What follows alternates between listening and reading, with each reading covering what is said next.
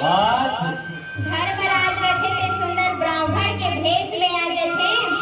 भेष से कहते हैं बड़े जानधारा करके जयंत रसोईया खाना बना के भेष में आ गए।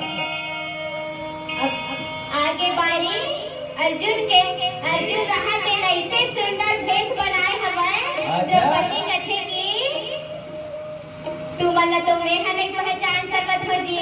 और राजा विराट मन का पहचान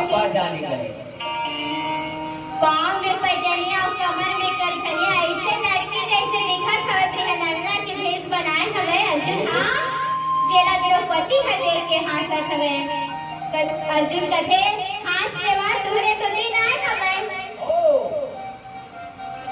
पाँव में पैजनिया कमर में कलखनिया